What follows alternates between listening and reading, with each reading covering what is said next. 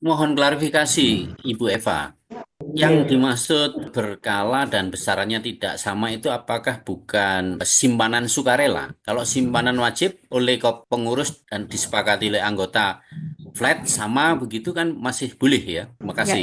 izin Pak, kalau simpanan wajib itu sifatnya berkala, nominalnya bisa berbeda. Jadi biasanya ditentukan simpanan wajib minimal 50.000 per bulan, misalkan Iya, iya. begitu.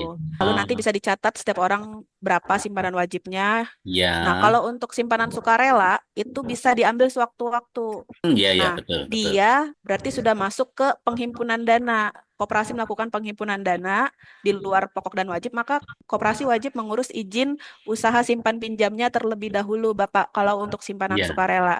iya, baik, baik. Terima kasih, clear. Saya sambung Eva supaya paham semuanya juga. Jadi simpanan pokok dan simpanan wajib itu semuanya anggota harus melaksanakannya.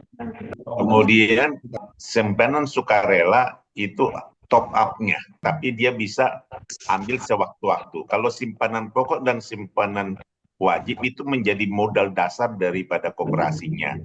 Sedangkan simpanan sukarela nanti manajemen dari koperasi bisa membujuk misalnya Bung Manto tadi, Bung Manto kita mau bikin proyek di ini, kita butuh dana sekian-sekian, boleh nggak nambah simpanan sukarela yang Ah, sewaktu-waktu bisa ditarik kembali. kali.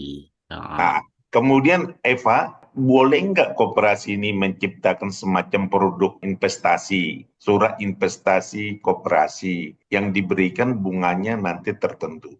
Izin Pak menjawab, kalau simpanan sukarela kan berarti harus ada izin usaha simpan pinjamnya. Betul. Nah, kalau sudah ada izinnya boleh silahkan dan pengelolaannya terpisah dari sektor realnya. Yang dimana izin usaha simpan pinjam ini kalau untuk unit itu minimal modal 500 juta di luar modal utama. Jadi terpisah dia menjadi modal tetap koperasi untuk unit usaha simpan pinjam.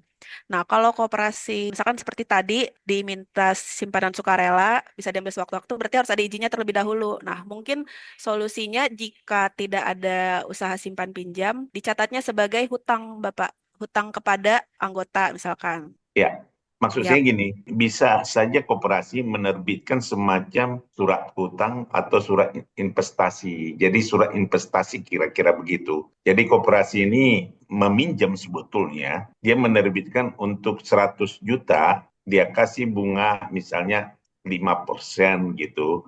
Jadi orang bisa menaruh uangnya sebagai investasi di koperasi, nanti koperasi membayar dia 5%. Apakah itu harus masuk di dalam izin usaha simpan pinjam? kalau seperti itu kan jatuhnya hutang ya, Pak ya. Koperasi berhutang kepada anggota. Iya, iya, Itu itu boleh, Pak, kalau walaupun tidak ada izin usaha simpan pinjam. Karena dicatatnya sebagai hutang. Tapi kalau dicatatnya sebagai simpanan, itu tidak boleh. iya. Harus ada izin usaha simpan pinjamnya. Artinya pembukuannya saja kan ya. Iya, Pak. Silakan. Karena kami, koperasi kami bikin begitu. Kalau dicatatnya sebagai simpanan sukarela atau simpanan berjangka, itu harus ada izin usaha simpan pinjamnya. Saya directly aja sebetulnya. Karena usaha kita utamanya adalah koperasi konsumen, Ya. kita bikin di anggaran dasarnya koperasi konsumen. Tetapi bidang usahanya mencakup yang 5 itu aja langsung. Nanti waktu kita mau melakukannya, kita minta izin. Kita minta izin misalnya kita mau melakukan tambahannya misalnya simpan pinjam. Kita minta izin untuk itu. Kalau kita mau bikin produsen, kita minta izin lagi untuk itu. Karena misalnya di apa Sulawesi Barat misalnya, di Mamuju sana, ada tanah yang luas dan murah misalnya. Lalu datang Bung Charles Wiseman. Ini bisa kita bikin usaha koperasi di sana gitu. Kan gitu. Koperasi sayur mayur misalnya untuk IKN. Bisa saja jadi kegiatan kita. Tapi sebetulnya sekarang kita konsumen dulu gitu. Kalau ada bidang usaha-usaha potensial nantinya, baru kita minta izin. Tapi di anggaran dasar kita udah buka Betul, Pak. kemungkinan itu Ya. gitu. Ya, izin Pak. Terima kasih Pak Sahala.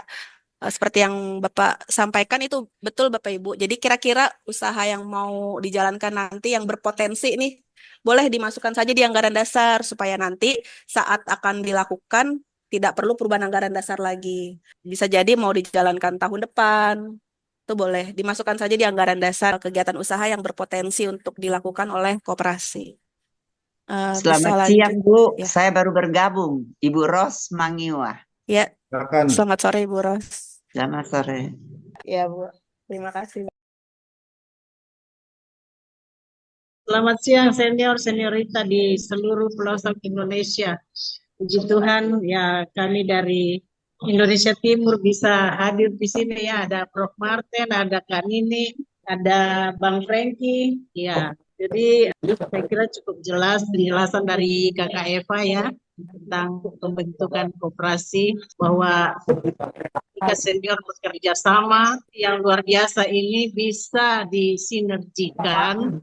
Tadi anggaran dasar kita sudah harus memikirkan bahwa jadi unit usaha maksimal mungkin semaksimal mungkin kita sudah cantumkan di dalam anggaran dasar sehingga ya ketika nanti mungkin ada hibah dari pemerintah atau ada simpanan sukarela dari senior punya modal ya investor ya katakanlah kita harus ini ya menarik investor ya di koperasi kita ini biar benar-benar koperasi yang mensejahterakan dan bergerak dengan mulia. Semoga pengurus dan seluruh anggota betul-betul bekerja sama dengan berlandaskan takut kepada Tuhan. Jadi sesuai dengan aturan. Ini memang mudah dikatakan, tapi ya ketika kita menyatakan itu adalah doa kita bersama. Kita harus go menjadi koperasi yang booming di Indonesia bahkan dunia. Ya, saya kira itu saja. Terima kasih, Tuhan berkati. Makasih apresiasi untuk Kakak Eva yang sudah menyuluh kami pada siang hari ini.